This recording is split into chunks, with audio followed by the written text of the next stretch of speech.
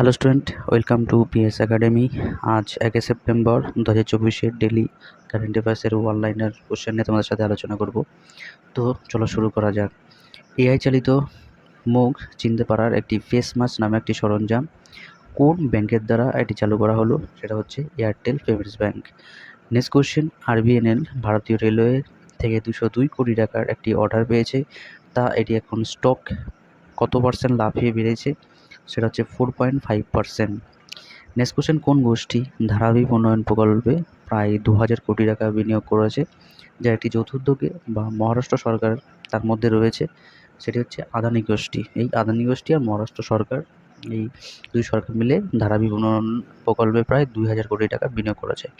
Next question, global finance central banker report card 2024 রিপোর্টে RBI কোন governor টানা দ্বিতীয় বছরের জন্য A+ হিসাবে রেট করা হয়েছে? সেটা হচ্ছে শশীকান্ত দাসকে। 2024 রিপোর্ট অনুসারে বিশ্বের সবচেয়ে শক্তিশালী খাদ্য দুগ্ধজাত পণ্য ব্র্যান্ড কোনটি হলো? সেটা হচ্ছে আমুল।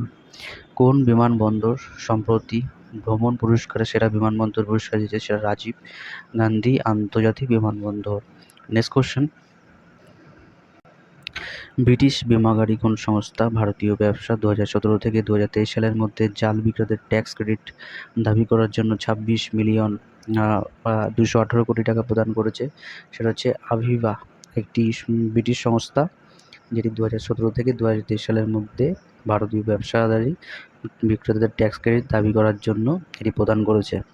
সম্প্রতি প্রহ্লাদ ভেঙ্কটেশ যোশী কোন শহরে ইলেকট্রন যানবাহন পরীক্ষা কেন্দ্রের ভিত্তিপ্রস্তর স্থাপন করেছেন? সেটা হচ্ছে বেঙ্গালুরু।